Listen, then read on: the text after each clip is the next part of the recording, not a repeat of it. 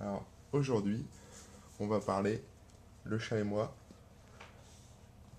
du NAS LG avec à l'arrière son petit port Ethernet, ses deux petits ports USB, son port ISATA, un gros ventilo pour la petite alim. Et à l'avant, bon le petit écran LCD sympathique, le lecteur DVD et à l'intérieur les disques durs.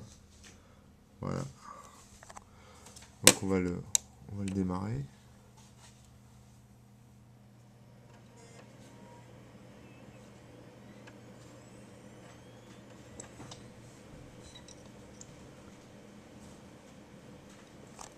Donc au niveau du bruit, ça fait à peu près 25 décibels.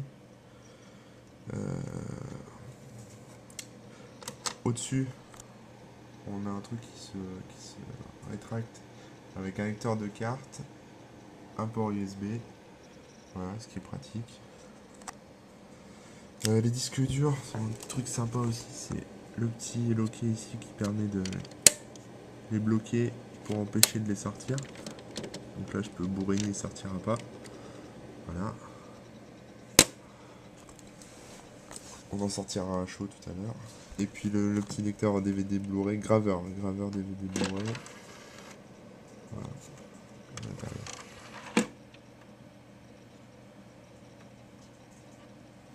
Voilà, donc au niveau du menu, on a...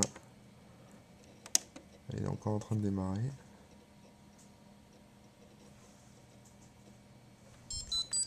Voilà, ça veut dire je suis prêt. Bon, apparemment, pas du tout.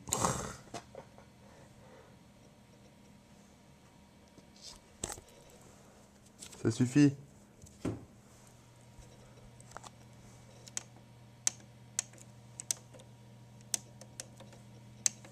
Voilà. Donc là, au niveau des menus, on a le menu d'information avec du classique, l'adresse IP, le firmware, le micro, contrôleur, pourcentage d'utilisation du disque dur, la date, voilà, le ventilo, nombre de tours, voilà. Ensuite, l'adresse IP, on peut effectivement régler différentes choses, IP statique, DHCP, ou réinitialiser.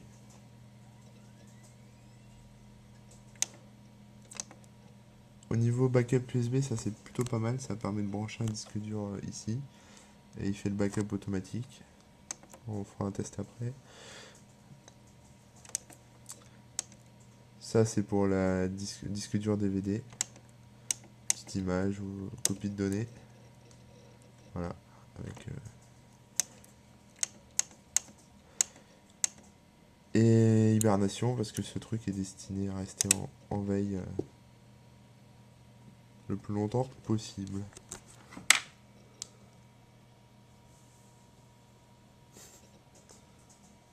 Voilà. Ah, petite erreur d'entrée-sortie sur le disque. Je l'ai bourriné avant, hein, donc voilà. Donc au niveau du disque dur, on va faire un petit test. Donc j'ai ça là. Normalement, si je branche ce truc, ici, voilà.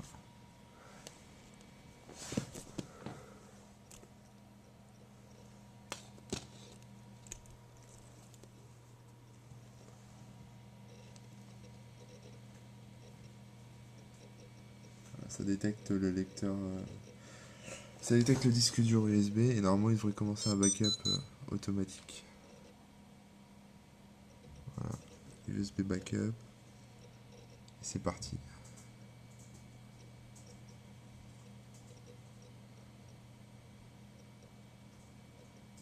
Voilà, donc ça défile hein, tranquillement. 1%, 2%, etc. Au niveau donc des disques durs, l'avantage c'est qu'on peut les enlever à chaud. Ça c'est pas mal.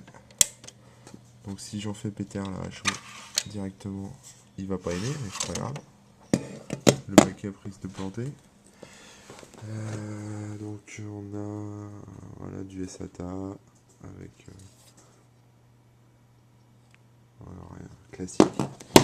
Et à l'intérieur, voilà, rien de spécial. Donc si je remets, ça continue le backup, tranquille. Mais bon, bien sûr, donc si je remets le disque à l'intérieur, il sera pas, il sera plus fonctionnel. On voit la petite lumière là qui est éteinte.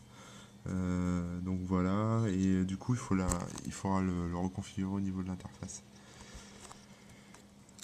Voilà, c'est bon pour le petit tour. Je vais laisser finir son petit backup. Au niveau de la taille, il n'est pas très gros. Je vais vous mettre l'iPhone à côté. Voilà, ça c'est un iPhone. C'est pas le mien, je vous rassure. Et ça, voilà, au niveau de la hauteur, ça fait à peu près ça. Voilà,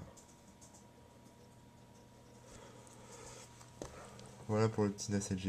Et voilà, je vous laisserai regarder l'article et les captures écran pour l'interface admin.